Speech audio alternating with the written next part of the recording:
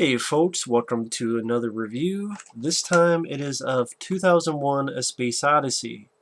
Now, on a quick note, I'm kind of glad I'm doing this marathon in which I'm going over a lot of my collection of movies I have, because then I can find out which DVDs I have work and don't work. And for this 2 disc, even though the disc looks fine and I even cleaned it, they both look fine, neither of these two DVDs work. They don't work on my Blu-ray player, they don't work on my PS3, and then I put in my DVD player. All three of them, none of these two DVDs work. Not the movie, not the bonus feature disc. So I don't know what the fuck happened. For some reason this DVD just went, fuck it. And so someday I will pick up the Blu-ray then, since this decided to take the shit on me. I have no idea why. It's not scratched up. It's not scuffed up. I even cleaned it. Tried it again. So, yeah, I'm doing this review out of memory. But I mean, I've seen this film quite a few times. But I know it has nothing to do with the review, but I just found it funny that just for some reason this took a shit. But Blu-ray, my DVD, and PS3, I tried all three. Neither of these worked. None of the two discs. So, yeah. Fucking random. Fuck you, Warner Brothers. Fucking Warner Brothers. Fuck you. Anyway, had to get that out of the way. But the movie itself, I remember enough of it, I can do a review for it. And I do enjoy the film. I do enjoy the film. It's a film that came out in the 60s, but it doesn't look like, quote, a 60s film to me. It looks like a film that would have been done a little bit before or after Star Wars, which was 77. Yet this came out in 1968. The visuals look beautiful. The way Stanley Kubrick directed it, which he does this great visual style. I remember watching this the first time. It was Turner Classic Movies. And I heard a lot about it, and I sat down, and it was a great experience because it was beautiful. It was the way he set up his shots. Being a guy who is passionate about films, it's nice to see a director who you could tell he gave a shit. I enjoy The Shining that Stanley Kubrick did. I enjoy Full Metal Jacket. A Clockwork Orange I'm iffy on. Dr. Strangelove I do enjoy. Eyes Wide Shut I don't remember, honestly. But really, the Stanley Kubrick films would be The Shining, Full Metal Jacket, 2001: Space Odyssey. Those are my three favorites, but I also do like Dr. Strangelove. And the other stuff he's done I haven't seen. But he was a very talented filmmaker. He took his time with his movies. He didn't have any rules. He's like, fuck the rules. I'm going to make the movie how I want, which you don't find a lot of people doing that nowadays. I mean, hell, the first 30-some minutes, there's no dialogue. For a good... You could literally almost see this film as a silent film. And once in a while you get a little bit of dialogue, especially later on with the HAL 9000 and Keir Dulley as Dave Bowman. Open the pod bay door, Hal.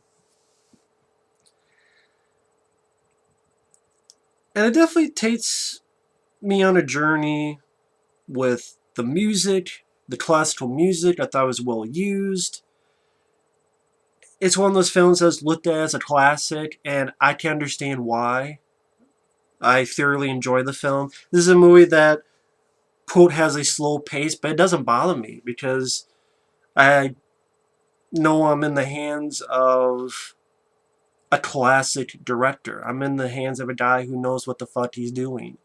And just making beautiful shot after beautiful shot. And whether it be back in the day where apes find out how to use tools, and the edit of throwing the bone up and then turning to the spaceship, of how our first tool to now the future, what we've used with these tools to be able to go out into space.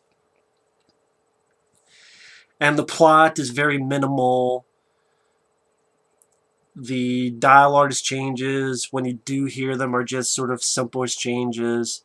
Dr. Floyd talking with his little girl, which you would see that character later in the sequel, played by Roy Scheider. Getting ready to investigate this thing called the monolith. Yeah, a group of people looking at this monolith, wondering what's happening, why, how, who put it here. And it doesn't really give you those answers. And you know what? I didn't really need to know those answers. Although I still really enjoyed the sequel a lot. It's one of those films that does make me think, but it did not do it in an annoying way.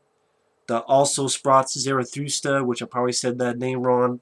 Beautiful classic piece of music that will always be associated with 2001: A Space Odyssey. Now, now, now, now.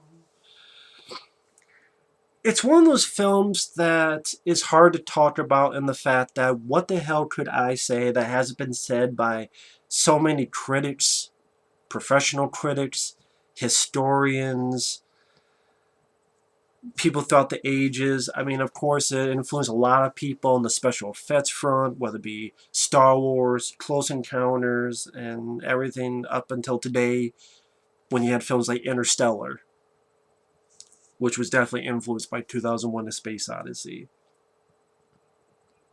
And that's an appropriate title. It is a space odyssey. It is, if you're going into this for action, you're going to be really disappointed. But to me, I love the way the sets look. I love the way the costumes look. The actors, they do what they have to do. I would say the sequel 2010 does better with the characters because you get to know the characters more. There's actors that I recognize more, like Roy Scheider and John Lithgow and Helen Mirren, and they have a bit more emotion to play off of. And so I would say that does a better job with its characters. But this film really wasn't about the characters. It was just about this journey and about Kubrick telling this story in such a visual and musical format. I wouldn't be surprised if Kubrick at one point didn't want any dialogue in this movie. I would not be surprised. And I like that idea, and I like that format, and if it's done well. And I love how they did the shots where the guys walk in and they had the set going in a circle so the guy could keep walking. And in a way, you would see that later in stuff like Nightmare on Elm Street. Except they did it with a house where they turn a house, and that's how Tina got up on the ceiling, from the floor to the ceiling. So let's have an actual centrifuge. So the guy is jogging, and he's literally jogging in a circle, but he's able to do it because of the gravity on the ship. Nice ideas of that nature. And I like the music fits the film very well. The artistry, even simple things of... I think I'm more impressed by this film just the fact this was 1968, and you think about the other sci-fi films that were out in the 50s and 60s, and then you compare it to this, was such a quantum leap forward. It's just amazing what... You have a guy who...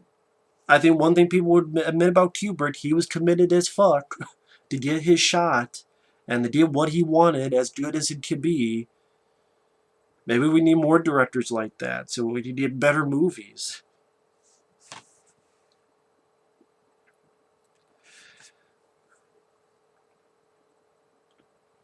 Let's see, it was also... I know a lot of... Well, I can't say a lot of films. I'm trying to think, were a lot of films in color back then? I'm sure there were a couple, but for some reason I think of the 60s, I always think of black and white, but there were, I'm sure, some color stuff. But that was nice that they did put this in color, and that's what I mean. When I look at it, it does feel like a 70s movie. It feels like a film that came out in 78 or 76 or something, but the fact it was 1968. makes it that much more impressive. So the visual effects and the music are impressive.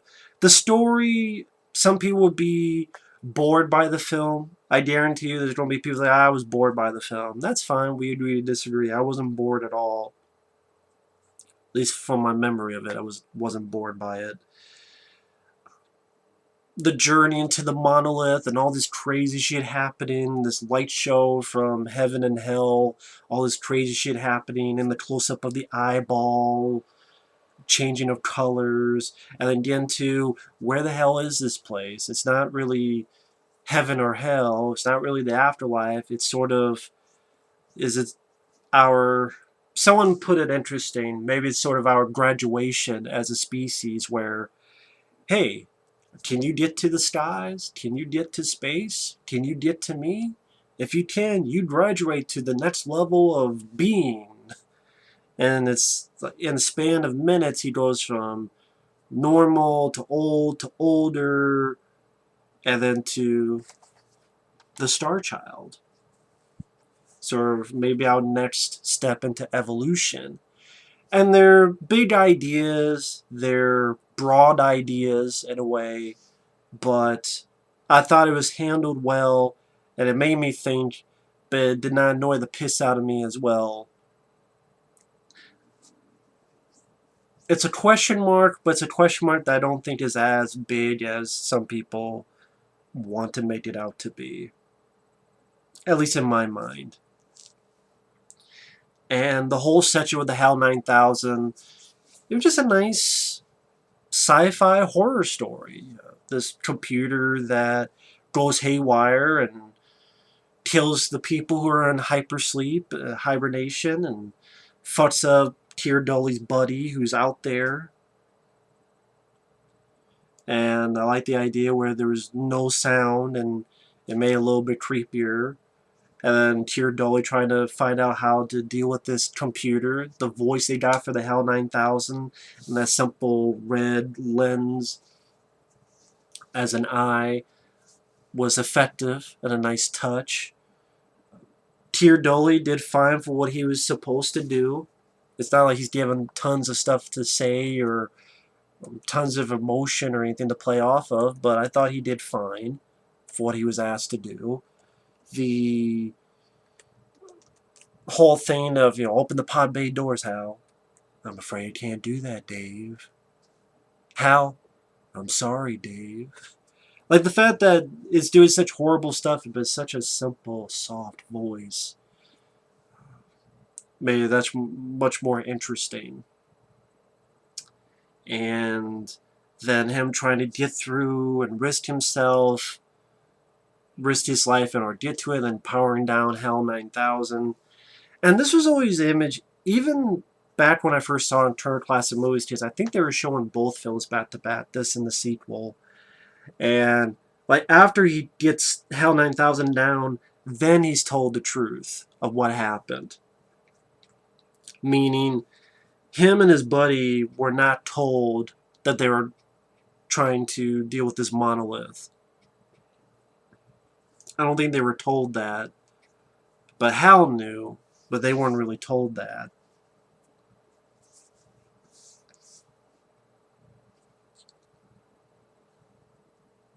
And I'm trying to think what led them to, because I know at one point they said him and his buddy were talking about shutting down Hal. I'm trying to think. I have to try and remember now what was the reason, the first reason of them wanting to power him down. And sorry about that, folks. I probably could have just found it online to watch again, but that's fine. I've been wanting to upgrade this to Blu-ray anyway, the film, so I'll do that sometime. And no, that's not me going, hey, I hope someone buys it for me. No. But, let's see.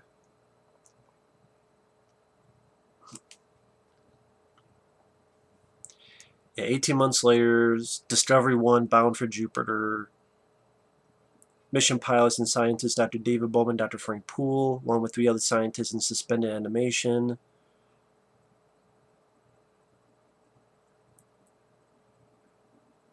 Hal raises concerns about the nature of the mission, which Bowman ignores. Hal then reports the imminent failure of an antenna control device. The astronauts retrieve it, but find nothing wrong. Hal suggests reinstalling the device and letting it fail so the problem can be found. Mission Control advises the astronauts that results from their HAL indicate that this HAL is in error. HAL insists that it's due to human error. Concerned by HAL's behavior, Bowman and Poole enter an EVA pod to talk, but HAL sort of reads the lips. And you find out why HAL got screwed up, because you find out in the sequel that he was told to lie to these two guys, that the mission wasn't just to go to Jupiter, but this monolith. And the existence of the monolith that was on the moon, and there's another monolith here by Jupiter, and only Hal was told of the true objectives of the mission. I don't know, just sort of the look on Keir Dulley's face, and you almost get the idea that he's like, oh, these motherfuckers, they lied to me, and they didn't tell us before. I don't know, just something about that scene always caught me, even when I first saw it. And then, like I say, I always enjoy that because the HAL 9000 was a simple design, and I thought they got the right voice for it. And the fact that so much was so silent. I think because nowadays everything's such big and loud music and you look at The Mummy with Tom Cruise and stuff is exploding and oh shit and Tom Cruise is funny and all this other crap. Sometimes you miss films like this where it's just, let's just be quiet. Just be quiet and just let it play out. Sometimes that could be work out too. You don't always have to be loud and brag and fuck it. It's just calm down. Just be quiet. Let it, nice, soft, creepy voice like HAL 9000. Hey, Dave. It's gonna be okay, Dave. I'm afraid I can't do that, Dave. So I enjoyed the whole HAL 9000 stuff. And then, like I said, Dave Bowman going off into the monolith, and there's all this vortex of lights and colors, and it's like, what the hell's all this about? And he's transformed into this new being. And I just liked it. I liked the journey. I liked that it ended in such a big, bold idea. Because you don't find that a lot of times, especially done well. Big, bold ideas. Hell, if Interstellar ended the same way, maybe I will like the ending more. But just I don't mind Interstellar. I don't hate Interstellar. Just the ending. I wasn't the biggest fan of the ending. Most of the film I enjoyed, though. But I would put 2001, 2010 above Interstellar. That's just me. But I keep harping on that because, like, Interstellar, I liked a lot of it. It's just the ending bugged me. And I'm like, man, if they just did something to do with the ending, I would like that a lot more. But like this, I enjoyed the way it ended. I enjoyed the way it finished in the finale of it. And like I say, it's hard to do a review of this because everyone has talked about it. They've done so many papers and documentaries. I mean, even this DVD, this fucking broken DVD, Channel 4 documentary back in the day, 2001, The Making of a Myth. Standing on the Shoulders of Kubrick, The Legacy of 2001, Vision of a Future Past, The Prophecy of 2001, A Look Behind the Future, and What is Out There. And then Look, Stanley Kubrick, an audio-only bonus 1966 Kubrick interview conducted by Jeremy Bernstein. So it was before he did this film. I mean, even the back here. dazzling Academy Award-winning achievement, a compelling drama of man versus machine, a stunning meld of music and motion. Of course, based on the book by Arthur C. Clarke. First visits our prehistoric ape ancestry past and leads millennia via one of the most mind-blowing jump cuts ever, and to colonize space and ultimately whisk astronaut Dave Bowman into uncharted realms of space, perhaps even into immortality. An awesome journey unlike any other begins. And like this review by Alternate Oscars. Who the hell is Alternate Oscars? Colossal, thrilling, the most awesome, beautiful, and mentally stimulating science fiction film of all time. And I remember like Roger Ebert did an interview and he mentioned about how he got chills running up and down my spine and how that's something critics usually don't say or won't say, but that's why I felt watching it. I can imagine back in the day watching this for the first time and just how even crazier.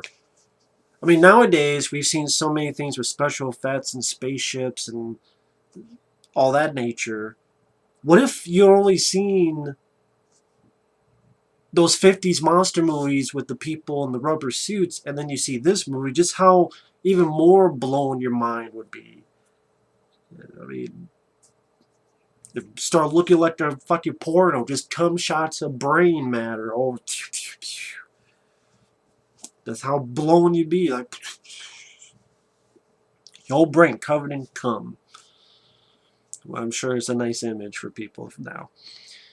But yeah, 2001 Space Odyssey, I do think it's a classic. It's a very well-made film. Beautiful special effects that I think still look great today. Even I can remember that with my shitty memory. The music is, I remember being great. The acting was fine. And overall, I do think this is a classic film. It's one I've been wanting to review for a while.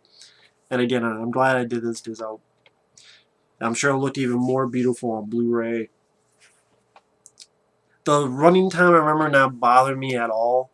Didn't bug the hell out of me at all. Either way, again, most people have already talked about this film, and I'm not a historian. I'm not a guy that looks too deep into movies. I'm usually just a guy that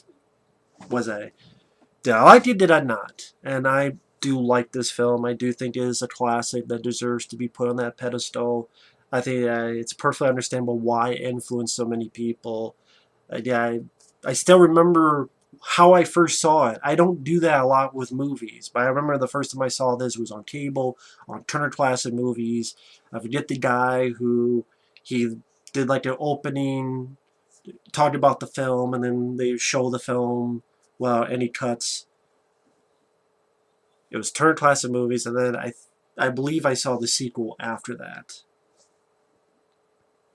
And I think they showed them back to back. But anyway, thanks for watching. Take care. And next time I will talk about the underrated sequel, 2010 with Roy Scheider. See you guys later.